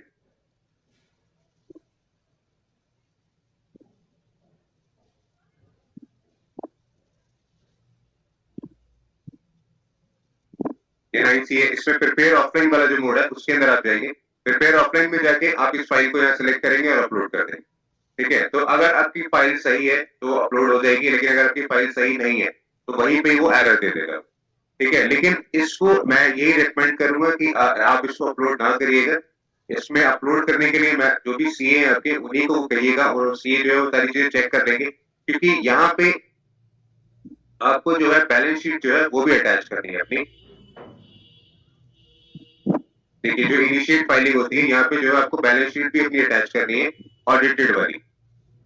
ठीक है, तो ऑडिटेड वाली अगर वो बैलेंस शीट नहीं होगी इसके अंदर आपके पास, जो ऑडिटेड नहीं है, कोई भी ऐसी बैलेंस शीट है जो सीए की स्टैंप नहीं है, तो वो वैलिड नहीं कहलाएगी। ठीक है ना, वो डॉक्यूमेंट जो है वैलिड नहीं कहलाएंगे। और अगर आपने ऑडिटेड बैलेंस शीट है आपके पास तो आपने वो अपलोड कर दी, तो इसके अंदर लायबिलिटी फॉरन की तो आएगी आएगी, साथ में सीए की भी आ सकती है जो जेसन फाइल वहां से जनरेट होकर अपलोड हुई। ठीक है, तो अगर हम प्रीव्यू देखें, जैसे अगर जैसे कि हमने प्रीव्यू देखा था 9C का, तो यहाँ पे अगर आप चेक करें, यहाँ पे टर्नओवर जो डिक्लेयर हो रही है एनुअल रिटर्न में वो हो रही है 2,88,00,000। लेकिन जो हमने यूटिलिटी में बनाया था 9C की यूटिलिटी में जो हमने बनाया था, वो हमने जो बनाया है टर्नओवर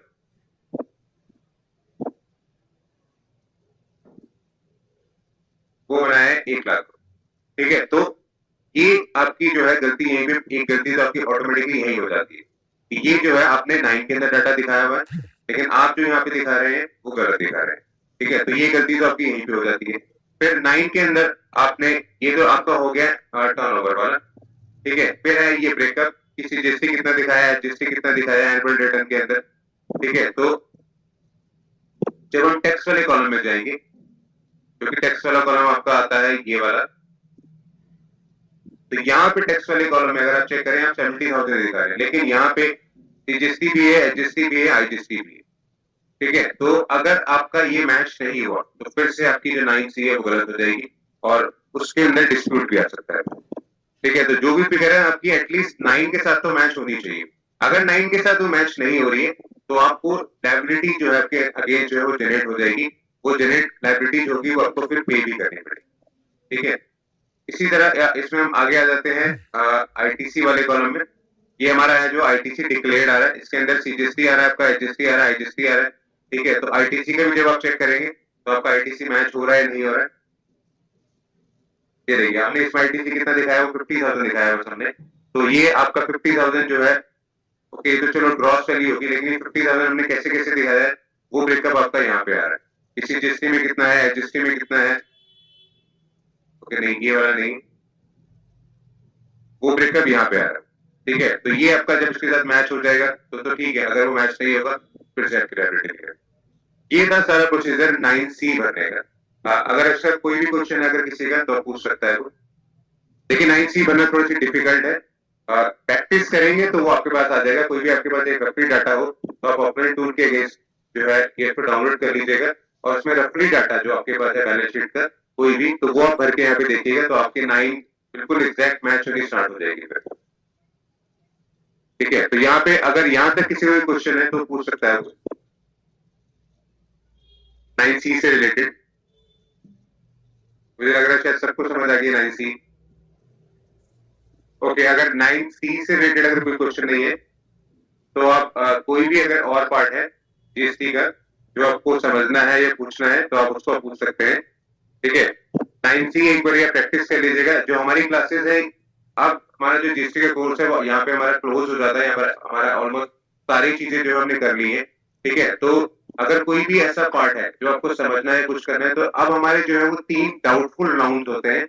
और जितनी चीजें मैंने अब तक सिखाई है तो उन चीजों से रिलेटेड अगर आपको कोई प्रॉब्लम आ रही है या फिर कोई भी आपके पास एडवांस वाले क्वेश्चन है तो वो आप हम लोग यहाँ पे डिस्कस करेंगे। हम लोग जो प्रॉब्लम है सामने हम लोग यहाँ पे लाइव डिस्कस करेंगे और लाइव उसको सॉल्व भी करेंगे। तो 3 क्लासेस जो है वो हमारी, उसके अंदर आप कोई भी क्वेश्चन जो आपको प्रिपेयर करने हैं या फिर कोई भी पूछने हैं तो वो आप पूछ सकते हैं उसमें। ठीक है, क्या हम लोग को कोई ऐसा मतलब ये मिल सकता है कि कोई मतलब डुप्लीकेट या कोई डमी वैसे कि जहाँ पे हम लोग अपना प्रैक्टिकली ट्राई कर सके? नहीं, जीएसटी पोर्टल जो होता है देखिए उसमें आप डमी कुछ नहीं ट्राई कर सकते। जीएसटी अच्छा। पोर्टल पे जो है वो डमी आप कुछ नहीं ट्राई कर सकते। इसीलिए जो है आपके लिए ये डाउनलोड के अंदर ऑफलाइन टूल्स दिए गए हैं। ठीक है, ऑफलाइन टूल्स का मतलब ही यही है कि आप जो भी आपने प्रैक्टिस करनी है, जिससे भी रिलेटेड प्रैक्टिस करनी है, आप ऑफलाइन टूल को डाउनलोड करिए, उसके अंदर आप प्रैक्टिस करिए। तो वो प्रैक्टिस करेंगे तो आपका ऑलमोस्ट जीएसटी पोर्टल के अकॉर्डिंग ही जैसे आप काम करते हैं वैसे ही हो जाएगा। ओके, और बेसिकली जीएसटी की जैसे जो स्क्रूटनी आती है, जैसे जीएसटी की भी आती है, लीगल कुछ केसेस होते हैं, तो मेजर क्या क्या पॉइंट्स हो सकते हैं कि किस किस बात के लिए स्क्रूटनी आ सकती है, मतलब जो कॉमन केसेस होते हैं? हाँ, किस कॉमन केसेस में जो होता है वो ये होता है कि जो आपका पोर्टल पे आईटीसी दिखा रहा है अगर, ठीक है, और आपका जो आईटीसी आपने लिया है, ठीक है, तो वो आईटीसी मैच अगर नहीं हो रहा है, अगर आपने आईटीसी ज्यादा ले लिया है लेकिन पोर्टल पे आईटीसी कम है, तो वो अगर आपका मैच नहीं हो रहा है तो डिपार्टमेंट यही बात बोलेगा कि आपने वो आईटीसी ज्यादा कैसे ले लिया है। ठीक है, आपका पोर्टल पे तो वो है नहीं है, तो आप उसका जो भी रिकैंसिलेशन दीजिए हमें या फिर पूरी क्लैरिफिकेशन दीजिए आपने वो क्यों लिया है। तो आप अगर आपको जो डिटेल बनानी पड़ेगी वो डिटेल नहीं बनानी पड़ेगी। हमने सपोज 10 बिल ले रखे हैं लेकिन पोर्टल पे जो है 9 बिल आ रहे हैं, तो एक बिल जो हमारा है वो इसलिए नहीं आया क्योंकि उसने फाइलिंग नहीं करी। ठीक है, तो आपको उसके अगेंस्ट जो भी डिटेल्स हैं, परचेज की डिटेल जो है, डेट की, परचेज की डेट की डिटेल होगी, जीएसटी नंबर, सारा कुछ आपको बताना पड़ेगा। और फाइलिंग रिकॉर्ड चेक करने के बाद तभी वो क्लैरिफाई होगा कि वो आपसे वैलिड है या नहीं है। तो ये एक तो ये हो गया इसके अंदर इनपुट से रिलेटेड जो हो गया। अगर मैं वैसे एक एग्जांपल देता हूँ, अगर इनपुट से रिलेटेड अगर कोई है, अगर आपका क्वेश्चन, अगर इनपुट से बेसिकली जब वो आते हैं तो इनपुट से रिलेटेड ही आते हैं कि आपने जो है सेल की फिगर गलत भरी है या फिर इनपुट जो है आपने गलत ले लिया है, तो इसमें आपको जब चेक करना है तो आपने रिटर्न्स में जाना है, tax liability and ITC comparison इसके अंदर जाना है, ठीक है। Okay. इसके अंदर जब आप जाएंगे तो इसमें आपको सारा रिकॉर्ड दिख जाएगा, ठीक है। Okay. अगर हम पिछली की बात करें, हम 2024-25 की, चलो ठीक है, 24-25 तो नहीं, हम और सिर्फ पिछला साल ले लेते हैं क्योंकि ये तो अभी फाइनेंशियल कंप्लीट नहीं हुआ है।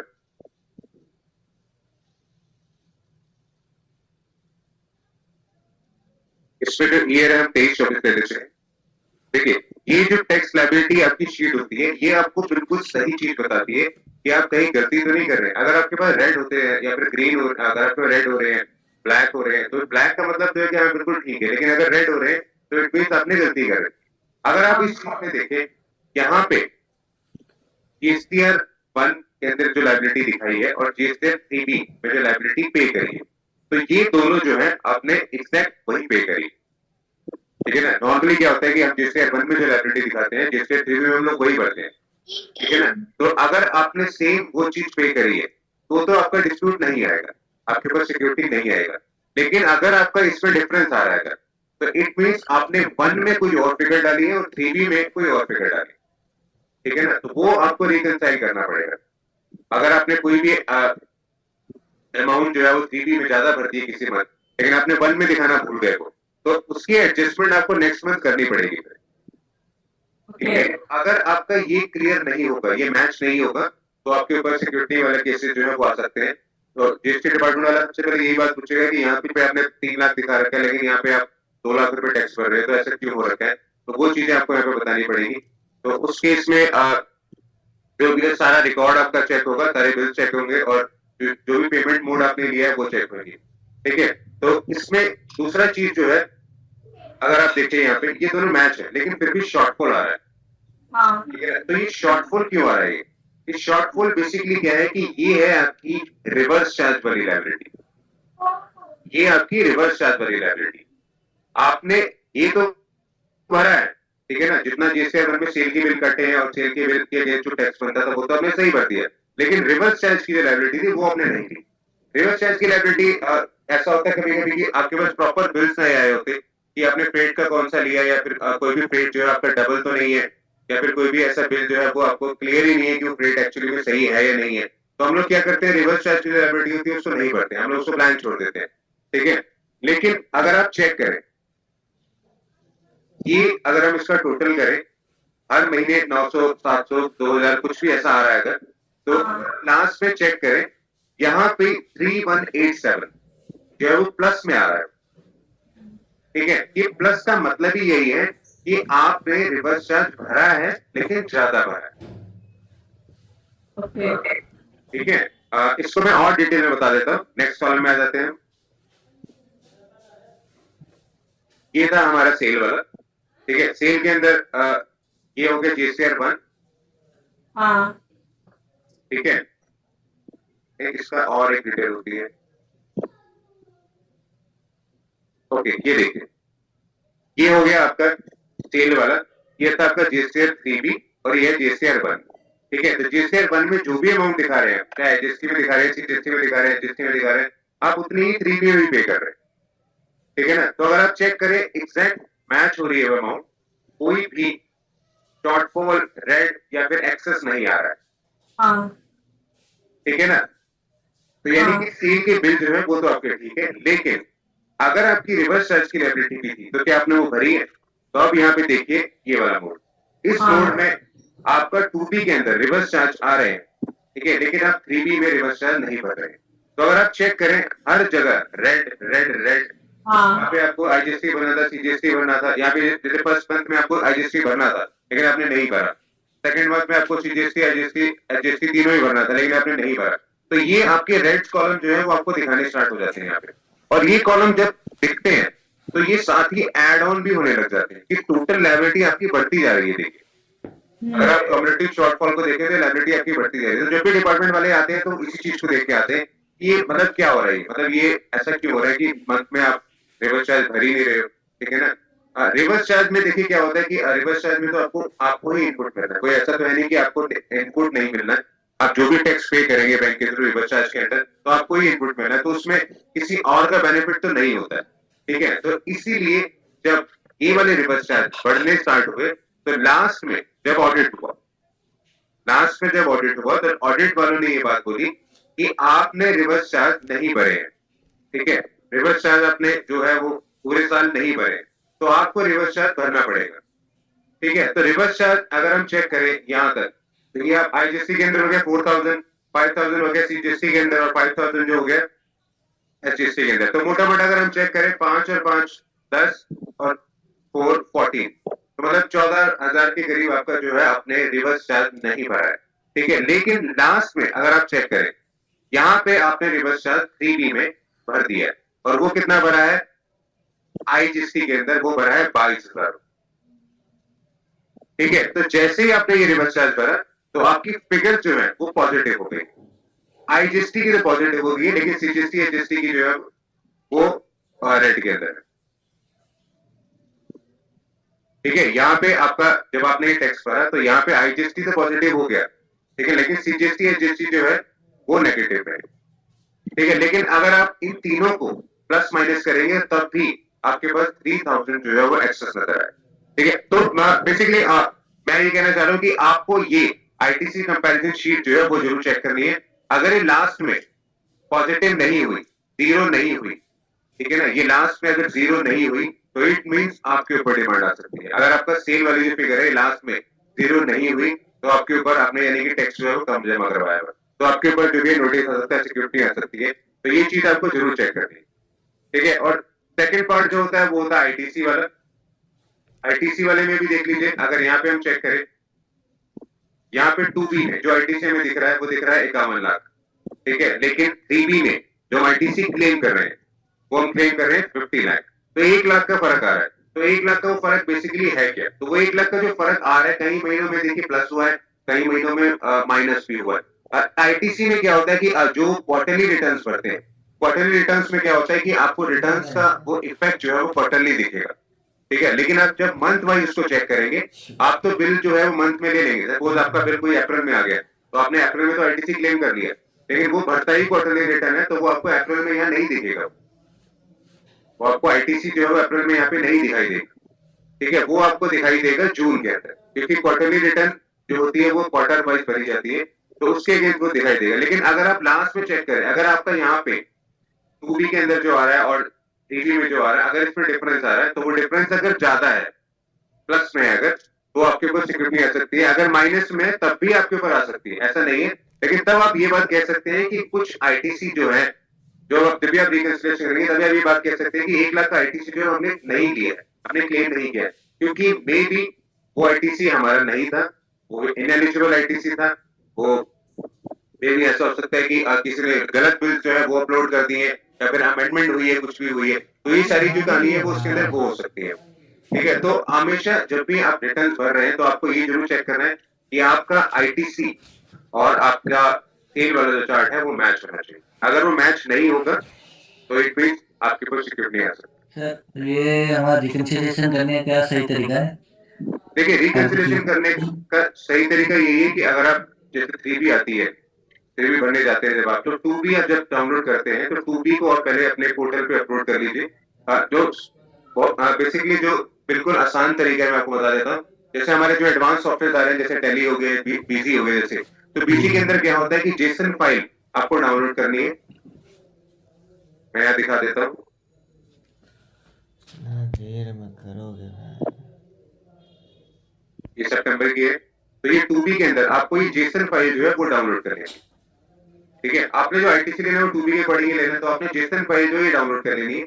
ये डाउनलोड करने के, हाँ, ये जब आप पोर्टल से डाउनलोड करेंगे, तो आपने बस टैली के अंदर उसको अपलोड कर देना, या फिर बीसी के अंदर उसको अपलोड कर देना।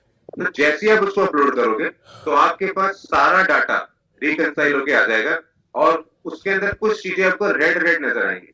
तो रेड का मतलब ही यही होगा कि वो बिल्स जो कि पोर्टल पे है लेकिन आपने नहीं ले रखे, ठीक है, या फिर वो बिल्स जो आपने है और पोर्टल पे रहेंगे।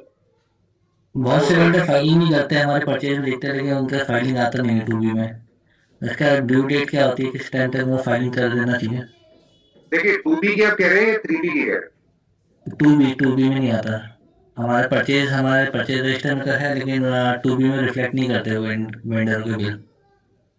नहीं, क्यों नहीं करते, मैं समझा नहीं बता, क्या आपको जीएसटी वो नंबर नहीं है क्या? फाइलिंग नहीं करते हैं या लेट फाइलिंग करते हैं। हाँ तो देखिए, अगर वो लेट फाइलिंग कर रहे हैं तब आप एलिजिबल नहीं है। इसकी ठीक है, ड्यू डेट क्या है, मतलब कब तक फाइलिंग कर देनी चाहिए हमको? ड्यू डेट जो है जीएसटीआर 1 की जो ड्यू डेट होती है वही इनकी भी ड्यू डेट होती है। अगर 1 आपने जो भरनी है वो 11 तारीख से पहले भरनी है। अच्छा। नेक्स्ट मंथ के 11 तारीख से पहले आपने अगर 1 भर दी है तो जिसके अगेंस्ट आपने सेल के बिल काटे हैं उसके पोर्टल पे वो 13 या 14 को रिफ्लेक्ट होने स्टार्ट हो जाएंगे 2B के अंदर। अगर किसी ने लेट करा तो नेक्स्ट मंथ में रिफ्लेक्ट करेगा? हाँ, तो वो नेक्स्ट मंथ में रिफ्लेक्ट करेंगे, तो वो नेक्स्ट मंथ में रिफ्लेक्ट करेंगे। ठीक है, और किसी कितने क्वेश्चन पूछे हुए हैं? अपलोड कैसे करना है? देखिए ये तो आप जो आपका जीएसटी का पोर्टल है वहां से तो आप डाउनलोड करेंगे, लेकिन जो टैली या बीसी वाले जो हेल्पलाइन नंबर होते हैं अगर आप उन पे एक बार कांटेक्ट करेंगे तो वो आपको इजीली बता देंगे। वैसे हमारे टैली और बीसी के भी कोर्सेज हैं इसके अंदर, अगर किसी ने सीखने हैं तो वो भी उसमें जाके एक बार टैली और बीसी के कोर्सेज को जो भी है एडवांस तरीके से सीख सकते हैं। लेकिन अगर नहीं भी सीखना है तो मैं आपको ये कहना चाह रहा हूँ कि जो आपका हेल्पलाइन नंबर है, आप हेल्पलाइन नंबर पे फोन करेंगे तो वो आपको बता देंगे कि ये फाइल कैसे अपलोड करें। और किसी क्वेश्चन? सर, रेगुलर से कंपोजिशन में शिफ्ट होने के लिए फाइनेंशियल ईयर पूरा कंप्लीट करना पड़ेगा क्या? हाँ, वो तो आपको करना पड़ेगा।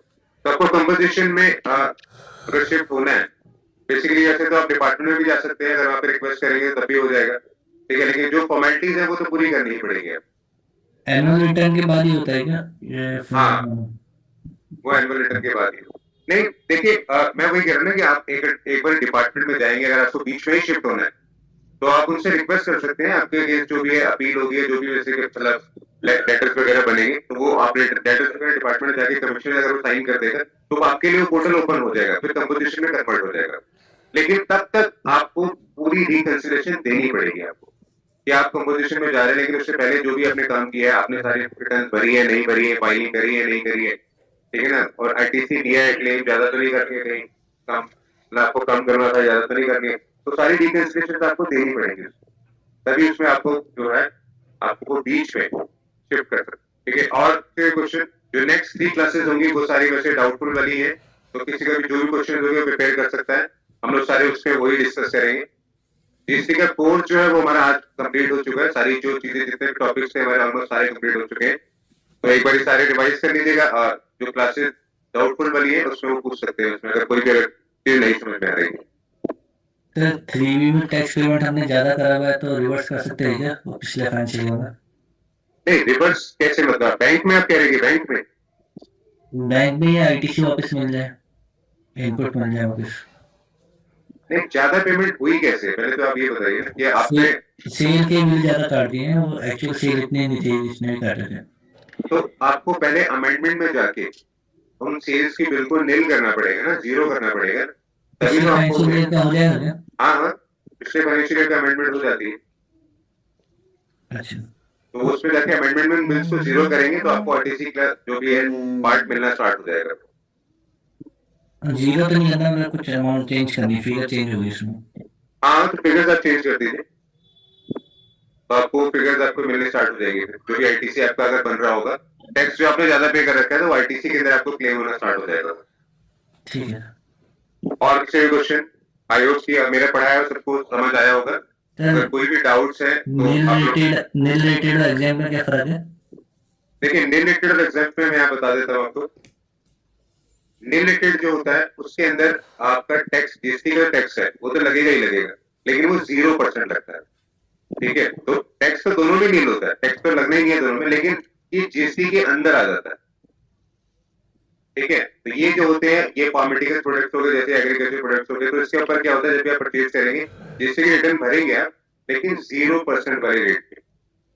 ठीक है, और एग्जाम जो है supplies are not subject to GST, मतलब ये सप्लाईज में भी आपका जो है जीएसटी जो है वो मतलब एक तरह से एग्जाम वाले कॉलम में आता है इसमें भी 0% ही, मतलब आपको कोई टैक्स नहीं चार्ज करना है।